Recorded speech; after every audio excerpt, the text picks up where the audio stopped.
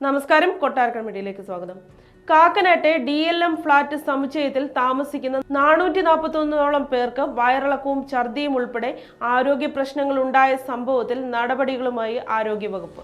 രോഗലക്ഷണങ്ങൾ ഉള്ളവർക്ക് ചികിത്സ ഉറപ്പാക്കാനുള്ള സൗകര്യങ്ങൾ തൃക്കാക്കരയിൽ പൂർത്തിയാക്കിയിട്ടുണ്ട്. ഫ്ളാറ്റിലെത്തുന്ന വെള്ളം സൂപ്പർ ക്ലോറിനേറ്റ് ചെയ്ത് മാത്രം ഉപയോഗിക്കാനുള്ള നടപടിയും ആരോഗ്യവകുപ്പ് സ്വീകരിച്ചു. ഫ്ളാറ്റിലെത്തുന്ന വെള്ളത്തിന്റെ പരിശോധനാ ഫലം ലഭിച്ച ഉടൻ തന്നെ തുടർ നടപടികൾ സ്വീകരിക്കാനാണ് തീരുമാനം. അസുഖബാധിതരായി ഫ്ളാറ്റിൽ താമസിച്ചിരുന്ന 5 പേർ കൊച്ചിയിൽ വിവിധ ആശുപത്രികളിൽ ചികിത്സയിലാണ്. രോഗപകർച്ചയും വ്യാപനവും തടയാനായി ഫിൽറ്റർ ചെയ്ത വെള്ളമായാലും തിളപ്പിച്ചതിന് ശേഷം മാത്രം കുടിക്കാനും മറ്റാവശ്യങ്ങൾക്കും ഉപയോഗിക്കാനുമാണ് ആരോഗ്യവകുപ്പിന്റെ നിർദ്ദേശം.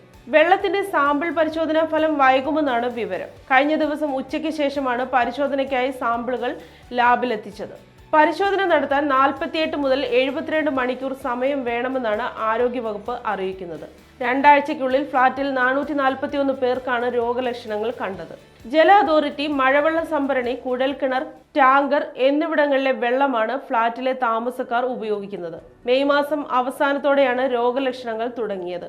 ആരോഗ്യമന്ത്രിയുടെ ഓഫീസിൽ ഇന്നലെ വിളിച്ച് പരാതി പറഞ്ഞ ശേഷമാണ് ആരോഗ്യവകുപ്പ് അധികൃതർ സ്ഥലത്തെത്തിയതെന്ന് താമസക്കാർ പറയുന്നു.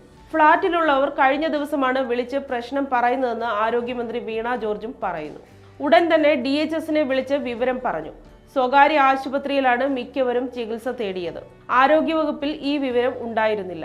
സീനിയർ ഡോക്ടർമാർ ഫ്ളാറ്റുകളിൽ പരിശോധന നടത്തി വെള്ളത്തിന്റെ സാമ്പിൾ ശേഖരിച്ചു.